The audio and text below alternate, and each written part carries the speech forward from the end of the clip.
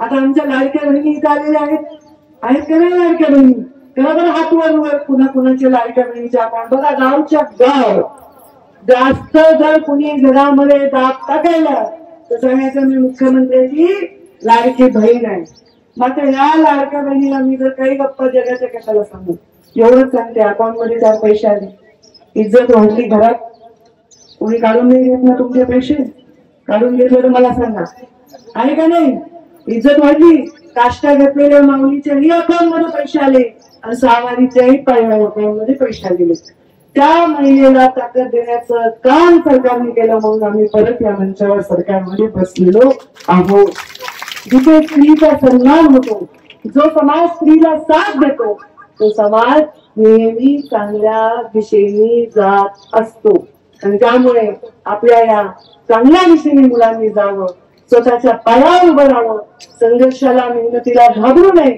आणि घाबरला नाही जो मेहनत करतो, आपल्याकडे म्हणतात टाइम इज मनी, म्हणजे आपला जो वेळ आहे तो पैशापेक्षाही महत्वाचा. तो वेळ वाया घालवू नका. प्रत्येक क्षण काहीतरी शिकण्यासाठी घालवा. शिकायला काही वेळ लागत नाही. अजूनही मी शिकते. मला काही विषय आवडला तर मी नोट्स काढते, मी त्याचा डबल नाही करत, परत वाचते, परत ऐकते. शिक्षण ही अविरत प्रक्रिया आहे. त्यामुळे तुम्हाला शिक्षण घेताना काही प्रश्न पडला तर गुरुजींना विचारा, त्यांचं डोकं खा. जोपर्यंत समाधान होत नाही तोपर्यंत तुम्ही थांबू नका. तुमच्या उज्ज्वल भविष्यासाठी, या गावातल्या डोंगर कपाळातल्या लोकांच्या उज्ज्वल भविष्यासाठी मी भगवान बाबांच्या चरणी प्रार्थना करते.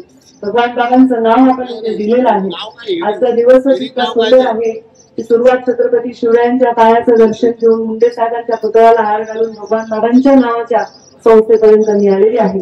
त्यांच्या बाजूला जे पंडित दीनदयाळ उपाध्याय आहेत ते सुद्धा, ते काही गरीब घरी जन्मले नाही, चांगल्या घरी जन्मले, तर देश सेवेसाठी संकल्प करून त्यांनी त्यांचं आयुष्य देश सेवेसाठी घातलेलं आहे. या देशासाठी, या भारत मातेसाठी घातलेलं म्हणून त्यांचं स्थान फार मोठं आहे.